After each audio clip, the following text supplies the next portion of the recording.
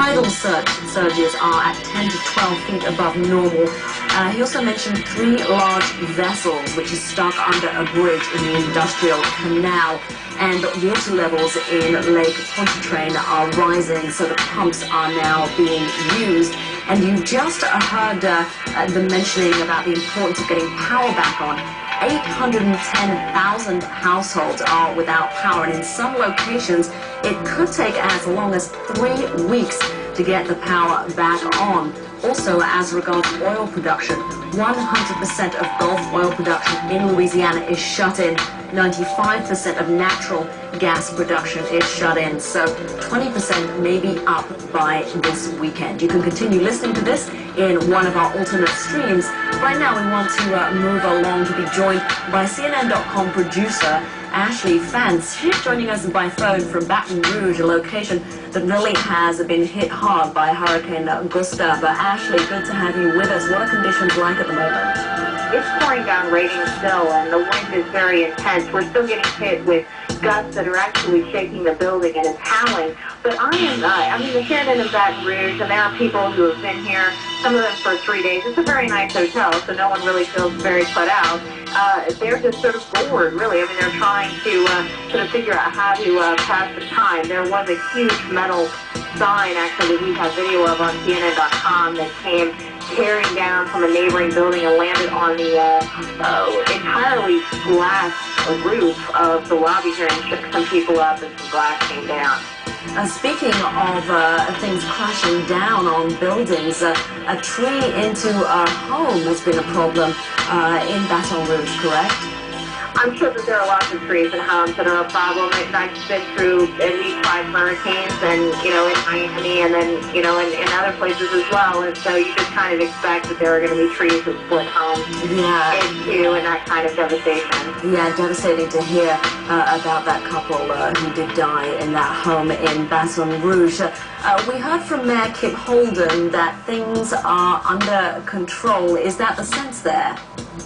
Well, certainly that seems to be the sense here. What I've, just since Saturday, since I arrived in New Orleans, I've talked to many people, and they say that the evacuation went really well, that there seems to be a high level of organization to it.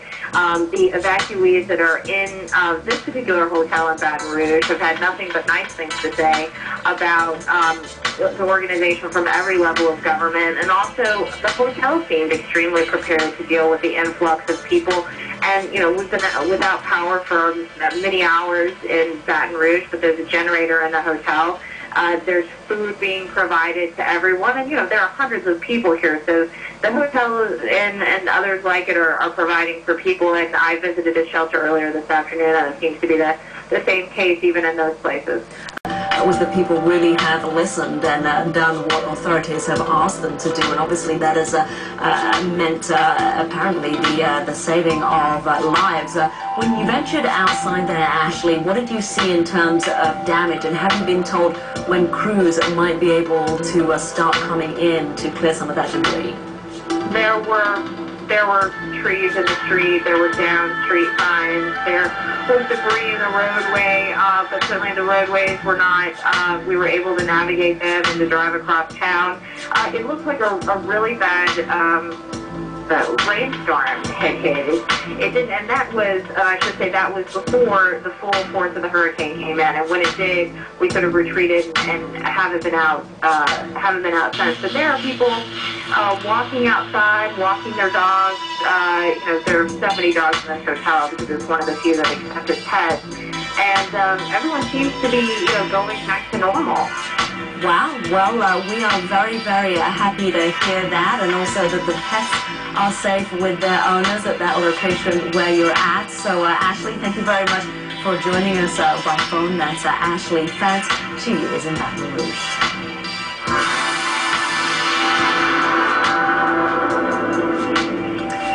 We want to bring you up to date with the latest details about Hurricane Gustav. It is now a Category 1 storm, down from a Category 3 when it was over the Gulf.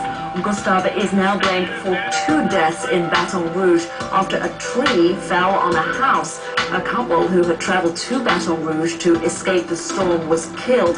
2 other people were injured.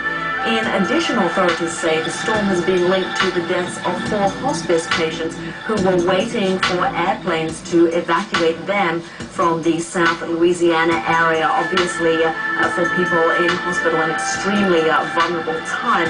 We also have just got in some information on possibly a further fatality, this one in North Lafayette, where a tree fell into a home and killed a man. That person initially reported as being elderly, but police announcing that person was actually 27 years of age. And at last report, the storm was centered about 15 miles north of Lafayette, as we say. Now, Gustav is expected to keep losing speed and strength as it moves into northern Texas. Warnings have been issued for the central and southeastern Bahamas, as well as the Turks and Caicos Islands. The current track has Hannah making landfall Friday near the South Carolina-Georgia border as a Category 2 or 3 hurricane. And there's another storm to watch, Tropical Storm Ike. Ike developed today in the far eastern Atlantic. That storm is about 1,400 miles east of the Leeward Islands and is packing sustained winds of 50 miles per hour. Forecasters say Ike could reach hurricane strength in the next several days. No tropical storm watches or warnings have been issued at this time. An abbreviated Republican National Convention is off and running in St. Paul, Minnesota. First Lady Laura Bush and Cindy McCain appealed for donations to help storm victims. President Bush has skipped the convention to visit a command center in Texas. Protesters outside the convention are making their own statements. Some 2,000 demonstrators rallied at the Minnesota State Capitol today. Police used tear gas and rubber bullets trying to disperse the crowd. More than 50 people were arrested. She is calling it a dream come true. Former Colombian hostage Ingrid Betancourt got a chance to personally thank the Pope for his support in an emotional meeting at his summer retreat near Rome today. She said Benedict XVI's voice was like a light during her captivity in Colombia's jungles. The Pope had repeatedly appealed for her release and those of other prisoners. Betancourt was rescued in a daring operation by Colombia's military in July. We are now up to date. CNN is your source for the latest headlines online, on TV, or on your wireless gadget. Thanks for logging on.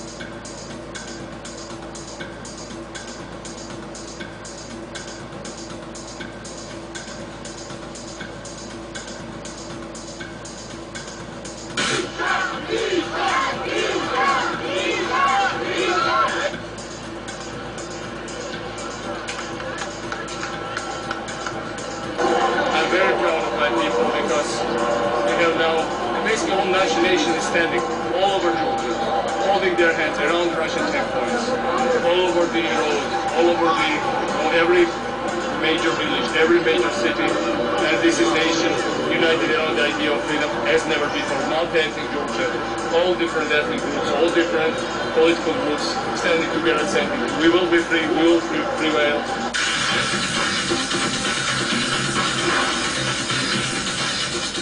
Well, that was a look at some of the many stories covered here on CNN.com Live today. In case you missed it, is one of several